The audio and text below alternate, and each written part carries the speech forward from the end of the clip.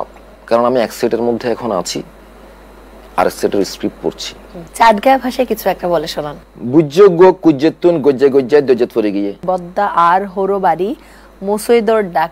আমার শ্বশুর বাড়ি মসজিদের পাশে। কুচ্চার তুন সাবধানে থাইক্কু। কি কুচ্চা? কুচ্চার তুন সাবধানে থাইক্কু। পক পক পক পকাত। পক পক পক পক পক পক পক পক পক পক পকাত।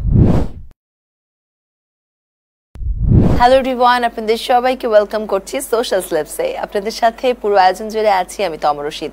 দর্শক, আজ আমার অনুষ্ঠানের গেস্ট এমন একজন মানুষ যিনি বয়ামে পাখি আটকে রাখতে পছন্দ করেন, যিনি মঞ্চ থেকে শিখে বর্তমানে ভিজুয়ালে দাপটের সঙ্গে কাজ করছেন, যিনি প্রতিনিয়ত মুগ্ধতা চড়াচ্ছেন তার কাজের মাধ্যমে। তিনি হচ্ছেন জনপ্রিয় অভিনেতা নাসির উদ্দিন খান।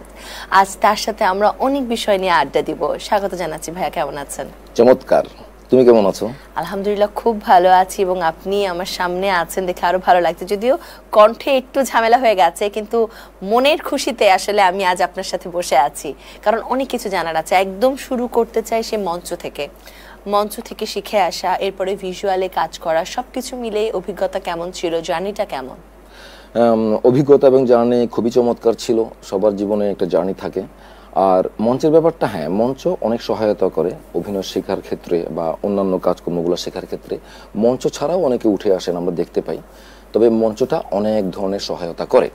যেরকম একটা পরিবারের বেড়ে ওঠার মধ্যে একটা সন্তানকে, মানুষকে যেরকম সহায়তা করে বাবা মা, বড় ভাই বোন এরা, তো আমার সৌভাগ্য আমি চট্টগ্রামের তির্যক নাট্যগোষ্ঠীর মতো একটা স্বনামধন্য থিয়েটার গ্রুপের সাথে যুক্ত হতে পেরেছিলাম।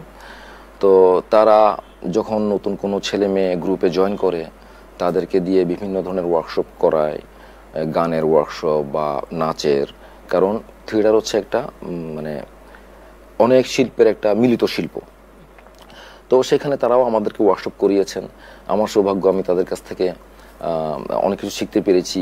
যেমন একেবারে রুমে ঢোকার আগে জুতোটা কীভাবে সারিবদ্ধভাবে রাখা হবে, ওখানে সব কর্মী যারা আছেন তারা পারিবারিক একটা পরিমণ্ডলে বেড়ে ওঠে, একেবারে ঝাড়ু দেওয়া থেকে শুরু করে সব কিছুই আসলে করতে হয় আর কি ওখানে। তো সেই জায়গা থেকে আমার খুবই সৌভাগ্য যে আমি এরকম একটা জায়গার স্কুলিং পেয়েছি, যেটা আমাকে পরবর্তী সময়ের মধ্যে আমাকে অনেক সহায়তা করেছে। আর আমি কাজ করতে গিয়ে যেটা আমার উপলব্ধি হয়েছে, কিংবা আমি অনেকে যেটা বলে থাকি, সেটা হচ্ছে আমার ধারণা, একটা মানুষ যদি কমপক্ষে 10 বছর থিয়েটার করেন, তাহলে উনি পরবর্তীতে কন্টিনিউ করেন বা না করেন, সেই অভিজ্ঞতাটা উনি ওনার পরিবার থেকে শুরু করে প্রাত্যহিক কাজকর্ম কিংবা চাকরির ক্ষেত্রে বা ব্যবসার ক্ষেত্রে তার অভিজ্ঞতাগুলো কাজে লাগাতে পারে। মানুষের সাথে মেলামেশার ব্যাপার স্যাপার সবকিছু মিলে আসলে আমি খুব চমৎকার একটা স্কুলিং পেয়েছি। এই জন্য আমি নিজেকে অনেক সৌভাগ্যবান মনে করি। দারুণ। ভাইয়া, কি শুরু থেকেই চিন্তা ছিল যে মঞ্চ শিখে তারপর টিভিতে বা বড় পর্দায় আসতে হবে, নাকি বড় পর্দায় আসার ব্যাপারটা হুট করে হয়ে গেছে? না, এটা কখনোই আমার এটা চিন্তা ছিল না। আমার ধারণা বেশিরভাগ ক্ষেত্রে ওরকম কোনো টার্গেট থাকে না বা চিন্তা থাকে না।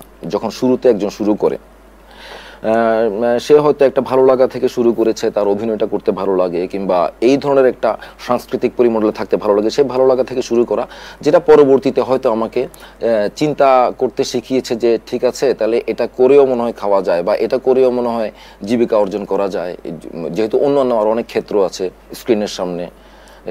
তারপর এটা হয়তো আমাকে সহায়তা করেছিল, কিন্তু আমার আগে থেকে এরকম কোনো চিন্তা ছিল বিষয়টা তা না।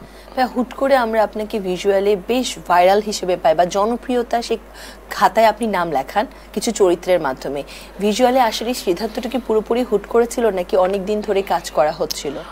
না, হুট করে আসলে সত্যিকার অর্থে তাও আমি যা দেখেছি আমার জীবনের মধ্যে, হুট করে কোনো কিছুই হয় বলে আমার মনে হয় না। হুট করে অ্যাক্সিডেন্টালি দুই একটা জিনিস হয়তো মানুষের জীবনে ঘটতে পারে।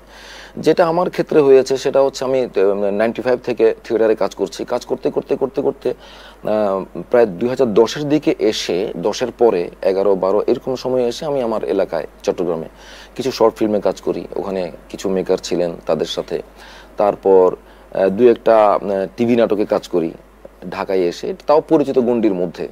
এবং একটা সিনেমায় কাজ করি, তাও চট্টগ্রামের আমার এক ভাই, ফ্রেন্ড তারেক, ওয়াহিদ তারেক, তার একটা সিনেমায় কাজ করি 14 সালে সম্ভবত। এগুলো হচ্ছে আসলে টুকটাক করছিলাম থিয়েটার করতে করতে, এবং ততদিন আমি চাকরি করছিলাম, যেটা হয়তো অনেকেই জানেন।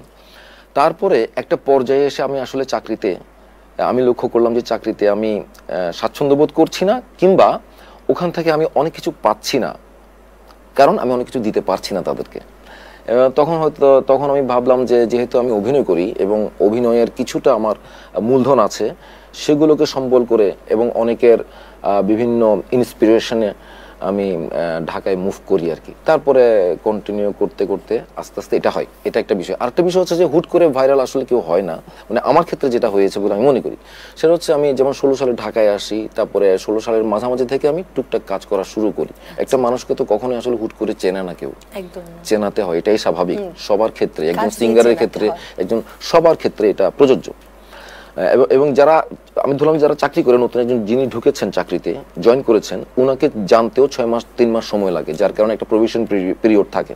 তো এরকম আস্তে আস্তে আস্তে টুকটাক কাজ করতে করতে করতে করতে ওই চরিত্রগুলো দর্শক পছন্দ করছে এবং আমার সৌভাগ্য হয়েছে যে আমি ওই সময়কার যারা যারা ভালো কাজ করছিলেন তাদের সাথে আমি কাজ করতে পেরেছি সৌভাগ্যক্রমে। তো এভাবে কাজ করতে করতে হয়তো মানুষ চিনছেন এবং কোনো একটা পর্যায়ে গিয়ে বিশেষ করে 17-18 থেকে শুরু করে আস্তে আস্তে জিনিসটা একটু পরিচিতি লাভ করা শুরু করলাম আর কি। দারুণ। ভাই আপনার কাছে আসলে একটা প্রশ্ন, যেহেতু অনেক বছর ধরে আপনি ইন্ডাস্ট্রিতে আছেন, কোনো একটা গল্পের একটা চরিত্র নিয়ে ওই চরিত্রর নামে পরবর্তীতে আরেকটি গল্পই নির্মাণ করা, এটা আপনি বাদে কখনো অন্য কারোর সাথে হয়েছে? আমি অ্যালেন স্বপনের কথা বলছি। হ্যাঁ, অন্য কারোর সাথে হয়েছে না কিনা, আপনি কি দেশের কথা বলছেন?